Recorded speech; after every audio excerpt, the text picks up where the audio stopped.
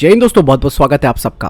दोस्तों, भारत की डिफेंस कंपनियां न केवल भारत को रक्षा के क्षेत्र में आत्मनिर्भर बना रही हैं, बल्कि भारत का नाम अब विश्व स्तर पर भी आने लगा है कि भारतीय कंपनियां भी वर्ल्ड क्लास के हथियार तैयार कर सकते हैं और इसके लिए बाकायदा काम शुरू हो चुका है। और ऐसी ही भारत की एक और कंपनी है जिसका नाम है क्यू अल्फा एरोस्पेस, जो कि अब अपने सबसे घातक RH-150 हाइपरसोनिक स्वार्म यूकैफ का प्रदर्शन करने वाली है। दोस्तों, ये प्रदर्शन केवल आप ये मत समझिए कि केवल एक मॉडल यहाँ पर दिखा दिया, लेकिन एक्चुअल में ये मॉडल नहीं बल्कि भविष्य की वो प्लानिंग होगी जो कि भारत को युद्ध के क्षेत्र में टैक्टिकल बढ़त देगी। दरअसल ये कंपनी अब एरो इंडिया 2025 में अपने इस ground breaking RH-150 air breathing variable range multi role agile hypersonic swarm यूकैफ का एक छोटा मॉडल दिखाएगी। और इस कंपनी का ये अनमैन्ड कॉम्बैट एरियल व्हीकल भविष्य में एक गेम चेंजर होने वाला है। इसकी सबसे महत्वपूर्ण बात यह है कि इसका हाइपरसोनिक प्रपल्जन सिस्टम, जिससे कि ये यूकैफ जो है वो मल्टी रोल क्षमताओं वाला होगा। और कंपनी का RH-150 ये मॉडर्न एरियल कॉम्बैट टेक्नोलॉजी का एक जबरदस्त उदाहरण है, जो न केवल रिकॉग्निशंस कर सकता है बल्कि स्ट्राइक और सपोर्ट रोल भी निभा सकता है। इसकी हाइपरसोनिक स्पीड इसे और ज्यादा एजाइल बनाती है और खास बात यह है कि इसमें आर्टिफिशियल इंटेलिजेंस भी लगा होगा, ताकि जो डाइवर्स ऑपरेशनल सिनेरियोज हैं उसमें ये मिशन क्रिटिकल जो क्षमताएं हैं वो प्रदर्शित कर सकेगा। RH-150 की air breathing hypersonic propulsion system, इसके जरिए ये मैक 10 की स्पीड तक जा सकता है। मतलब साफ है कि इसे रोकना नामुमकिन ही नहीं बल्कि असंभव हो जाएगा।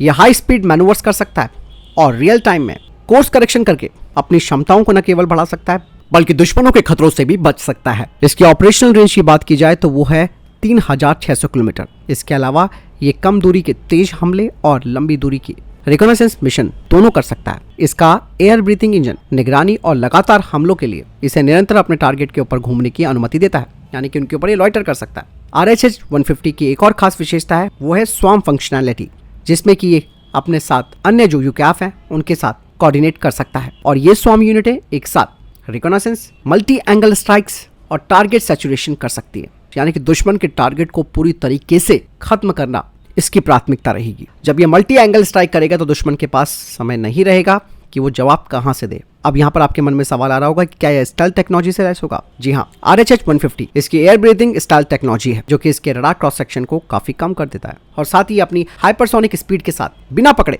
दुश्मनों के क्षेत्र में घुस सकता है, टारगेट्स पर हमला कर सकता है। इसके अलावा दुश्मन की प्रतिक्रिया देने से पहले वहां से बाहर भी निकल जाएगा। इसलिए इसका जो डिजाइन है वो वर्सेटैलिटी वाला है। RH-150 को एयर, लैंड और सी बेस्ड प्लेटफॉर्म से लॉन्च किया जा सकता है और इस तरीके की जो एडेप्टेबिलिटी है वो रैपिड रिस्पांस क्षमताओं को बढ़ाती है डायनामिक मिशन इन्वायरमेंट में।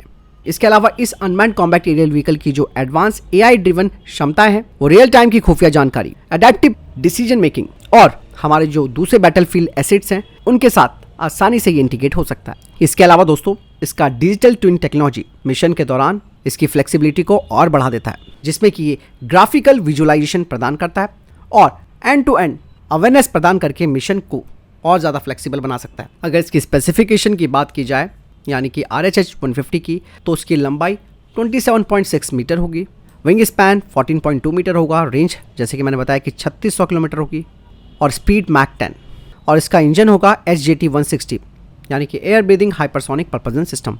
तो बात साफ हो जाती है कि भारत की प्राइवेट सेक्टर की कंपनियां भारत को आने वाले वक्त में एक से बढ़कर एक घातक हथियार देने वाली है। और ड्रोन तो आप सबको मालूम ही है कि गेम चेंजर होने वाले हैं। रशिया यूक्रेन की जंग में तो आप सबने देख ही लिया होगा। इसीलिए भारतीय कंपनियां फ्यूचरिस्टिक अप्रोच को अपनाते हुए अपनी तैयारियों को मजबूत कर रही है, ताकि देश न केवल इस क्षेत्र में आत्मनिर्भर बने बल्कि देश की सुरक्षा को भी मजबूत किया जा सके। फिलहाल इस बारे में आपकी क्या राय, कमेंट सेक्शन में लिखकर जरूर बताइएगा। वीडियो को लाइक और शेयर जरूर कीजिएगा, चैनल जरूर सब्सक्राइब कीजिएगा। जय हिंद, वंदे मातरम।